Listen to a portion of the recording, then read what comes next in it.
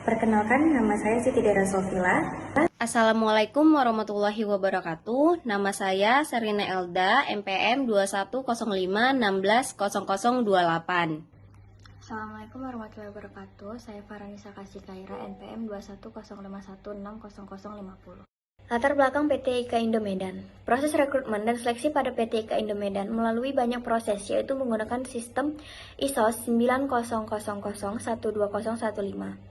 Rekrutmen dilakukan apabila Kepala Departemen mengajukan permintaan permohonan penambahan tenaga kerja yang harus disetujui oleh Direktur. Yang kedua, seleksi yang dilakukan pada PT IKA Indo dilakukan dengan berbagai tes tergantungan jabatan yang di-apply oleh kandidat karyawan. Penempatan posisi disesuaikan dengan kebutuhan departemen dan disesuaikan dengan skill yang dimiliki oleh kandidat karyawan. Yang ketiga, pengembangan karir pada PT IKA Indo dilakukan dengan membuat pelatihan sesuai dengan kebutuhan karyawan. Yang keempat, pada orientasi PT IKA Indo Medan, setiap karyawan yang telah diterima dan lulus tes akan diberikan satu job desk yang dimana karyawan tersebut akan ditempatkan. Yang dalam lembaran job desk tersebut berisi siapa atasannya, apa yang akan karyawan tersebut kerjakan, berapa banyak jam kerjanya. Yang kelima, berdasarkan hasil wawancara dari HRD Manager PT IKA Indo, bahwasannya proses PHK tergantung kriteria karyawan yang akan diberi tindakan PHK. Selama proses PHK, di mana ketika karyawan melanggar, maka HRD akan mengonfirmasikan mengenai hal tersebut kepada serikat pekerja di tempat di mana karyawan tersebut bernaung di PT IKA Indo Medan. Selanjutnya ada profil PT IKA Indo Medan. PT IKA Indo yang pabriknya berlokasi di Medan, Sumatera Utara, Indonesia. Pertama kali memulai pembuatan karbon aktif dari tempurung kelapa pada tahun 1988. Visi dari PT IKA Indo Medan menjadi perusahaan produsen karbon aktif tempurung kelapa yang terkemuka dengan standar kualitas yang tinggi untuk memenuhi kebutuhan pasar internasional. Misi dari PT IKA Indo Medan yaitu menyediakan produk berkualitas tinggi dengan komitmen menjamin ketepatan waktu pengiriman. Yang kedua, mengikuti perkembangan teknologi terkini dalam menyediakan karbon aktif. Yang ketiga, kepuasan pelanggan adalah prioritas utama karyawan kami. Yang keempat, fokus pada peningkatan kinerja SDM. Pelaksanaan proses rekrutmen dan seleksi karyawan di PT IKA Indo Medan. Pelaksanaan proses rekrutmen dan seleksi karyawan yang ada di PT IKA Indo Medan melalui banyak tahapan proses. Proses rekrutmen PT IKA Indo sesuai dengan sistem ISO 9000120015. Tahap pertama proses rekrutmen yaitu Kepala Departemen akan mengajukan permintaan permohonan penambahan tenaga kerja yang harus terlebih dahulu disetujui oleh Direktur. Setelah disetujui oleh Direktur, maka akan diserahkan kepada HRD atau HR Manager untuk membuat proses yang nantinya melalui proses yang panjang. Yang diantaranya yaitu mulai mencari kandidatnya, melihat kriteria tenaga kerja yang melamar apakah sesuai dengan posisi yang dicari oleh perusahaan. Misalnya, jika di level staff, pencarian kandidat dilakukan melalui iklan. Dan jika di level buruh, pencarian kandidat dilakukan melalui relasi rekan kerja atau melalui internal perusahaan. Setelah didapatkannya kandidat, maka calon akan diminta untuk membawa dokumen lengkap lamaran kerja sesuai yang dibutuhkan oleh perusahaan, lalu akan dilakukan seleksi. Pada proses rekrutmen ada beberapa persyaratan yang harus dipenuhi oleh para calon karyawan, yaitu yang pertama, sehat atau dalam kondisi tidak memiliki riwayat penyakit ataupun alergi. Yang kedua, tidak buta warna. Yang ketiga, minimal tamatan SMA atau sederajat. Yang keempat, memiliki kendaraan pribadi. Berhubung PT IKA Indo ini berada di kawasan industri, maka para karyawannya dituntut untuk memiliki kendaraan pribadi untuk dapat lebih tertib dan disiplin dalam waktu masuk dan pulang kerjanya. Yang kelima, dapat mengikuti peraturan perusahaan, seperti tidak ada tindakan pidana yang melibatkan tenaga kerja. Berdasarkan dari hasil kuesioner yang dibagikan, bahwasanya para pegawai PT IKA Indo Medan ketika melamar menjadi karyawan di PT IKA Indo menerima informasi dengan sangat jelas mengenai posisi yang dilamar. Dan banyaknya karyawan yang merasa puas dengan pengalaman secara keseluruhan dalam proses rekrutmen. Proses seleksi yang dilakukan melalui dari berbagai tes dan tes yang dilakukan perusahaan kepada kandidat dibuat berdasarkan level pekerjaan atau jabatan yang diminta. Misalnya untuk level buruh, perusahaan akan memberikan tes kecil seperti apakah ada penyakit bawaan atau apakah ada alergi terhadap lingkungan kerja. Dan untuk staf, biasanya dilakukan tes psikotes yang di dalamnya ada tes kepribadian dan tes tingkat emosional. Yang tes tersebut menggunakan BOM test tree. Setelah lulus tes perusahaan akan mentraining dalam waktu 3 bulan dan sifatnya bisa diperpanjang. Jika dalam proses perpanjangan, selanjutnya karyawan tersebut memenuhi kualifikasi yang dibutuhkan oleh perusahaan, maka karyawan tersebut akan diangkat menjadi karyawan tetap. Tetapi jika tidak, maka perusahaan akan memberhentikannya dan melakukan ulang proses rekrutmen. Dari hasil kuesioner yang dibagikan, banyak karyawan merasakan pengalaman atau kesan yang baik dalam berinteraksi dengan tim rekrutmen selama proses seleksi. Dan para karyawan tidak mengalami kesulitan dalam proses seleksi. Ketika selama proses seleksi, para kandidat diberikan instruksi yang sangat jelas tentang setiap tahap seleksi yang akan dilaksanakan. Banyak karyawan yang memberi tanggapan bahwasanya tes atau evaluasi yang diberikan oleh perusahaan relevan dengan posisi yang dilamar para karyawan. Dan penggunaan variasi metode evaluasi yang digunakan selama proses seleksi sangatlah baik. Para karyawan berpendapat bahwa informasi tentang hasil seleksi disampaikan dengan sangat jelas dan tepat waktu. Proses seleksi yang dilakukan PT IKA Indo Medan tidak dilakukan secara transparan, dikarenakan adanya beberapa karyawan internal perusahaan yang meminta untuk memberikan masukan mengenai kandidat atau calon karyawan dari mereka. Kendala yang dihadapi dalam proses rekrutmen dan seleksi karyawan di PT IKA Indo Medan yaitu pada proses rekrutmen dan seleksi karyawan di PT IKA Indo Medan, perusahaan sering juga mengalami kendala. Kendala yang dialami oleh perusahaan yaitu kriteria calon tidak sesuai dengan apa yang tertulis di surat lamaran. Kemampuan berbeda dengan apa yang tertulis di surat lamaran.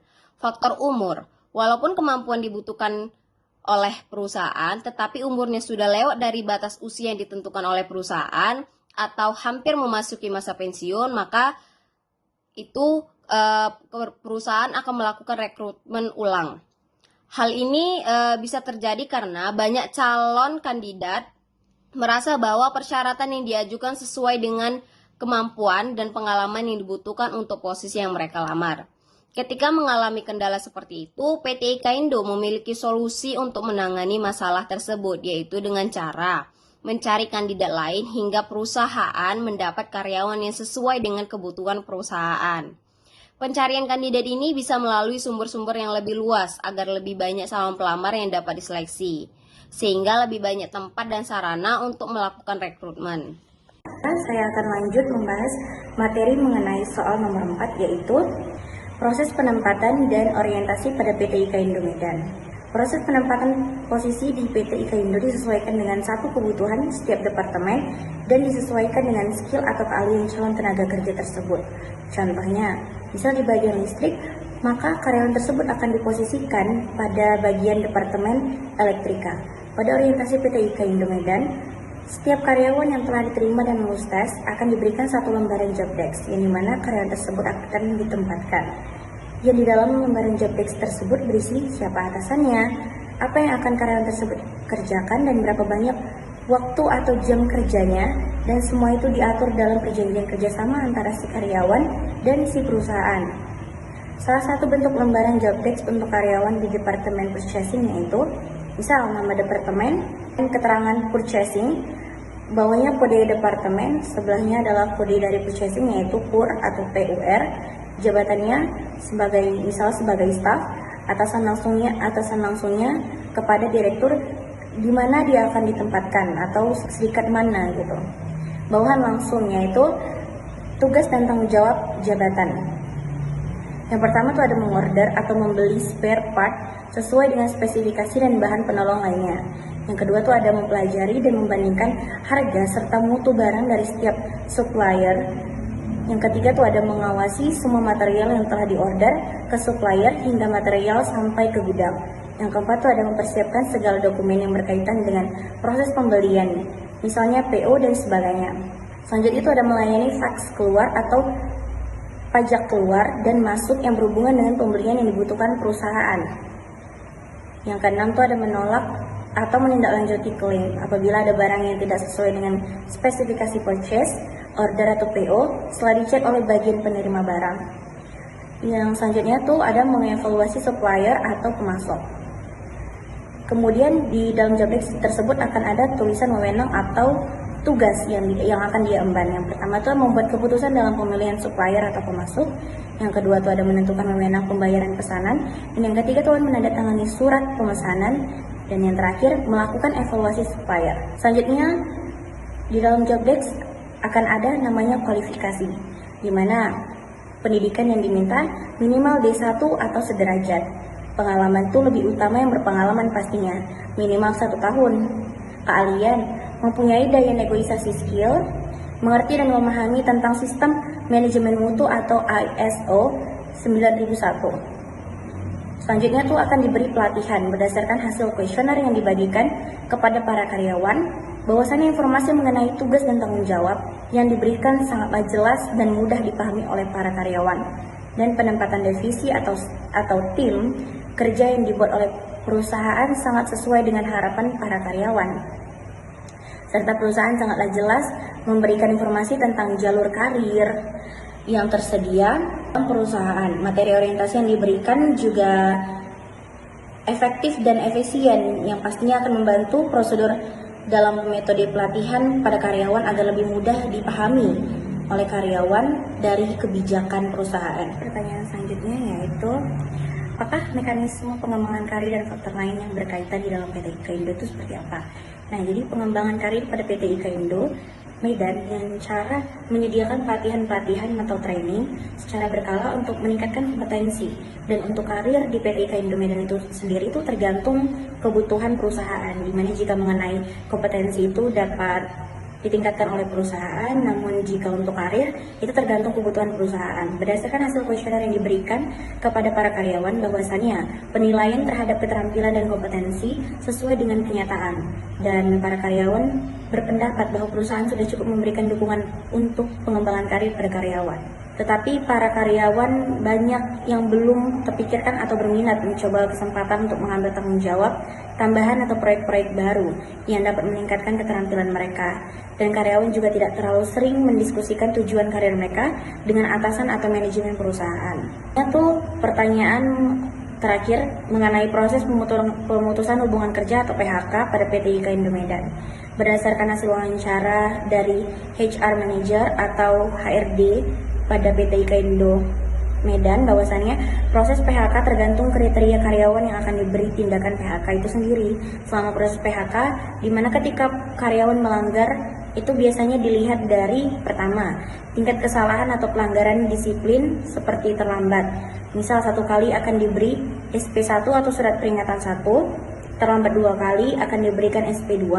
Dilihat berdasarkan hasil wawancara dari HR Manager PT IKA Indo, bahwasannya proses PHK tergantung kriteria karyawan yang akan diberi tindakan PHK dalam waktu 6 bulan SP3.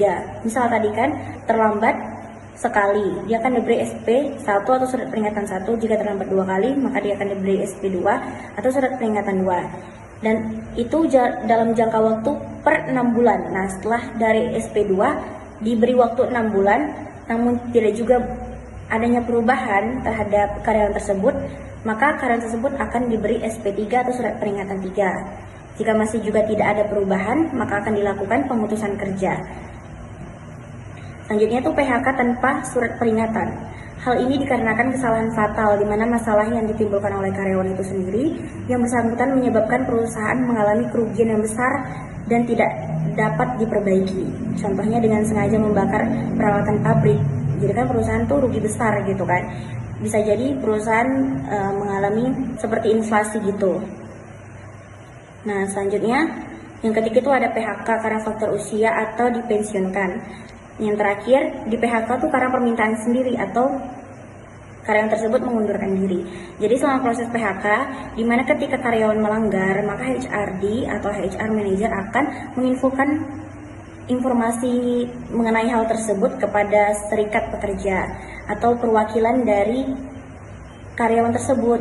Misal karyawan tersebut kan tadi diletakkan di bagian listrik atau elektrika. Nah, ada tuh serikat kepala bagian untuk khusus elektrika. Kesimpulan yang dapat diambil dari proses rekrutmen dan seleksi pada PT IKA Indo melalui banyak proses, yaitu menggunakan sistem ISOS 900012015.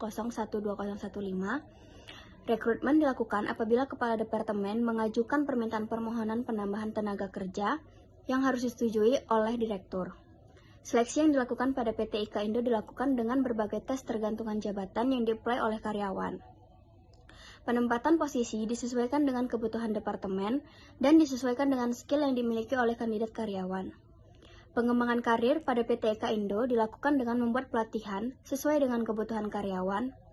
Pada orientasi PT IKA Indo, setiap karyawan yang telah diterima dan lulus tes akan diberikan satu lembaran job desk, di mana karyawan tersebut akan ditempatkan yang di dalam lembaran job desk tersebut berisi siapa atasannya, apa yang akan karyawan tersebut kerjakan, berapa banyak jam kerjanya. Berdasarkan hasil wawancara HRD Manager PT IKA Indo, bahwasannya proses PHK tergantung kriteria karyawan yang akan diberikan tindakan PHK. Selama proses PHK, di mana karyawan melanggar, maka HRD akan menginformasikan mengenai hal tersebut kepada serikat pekerja tempat di mana karyawan tersebut bernaung di PT IKA Indo Medan.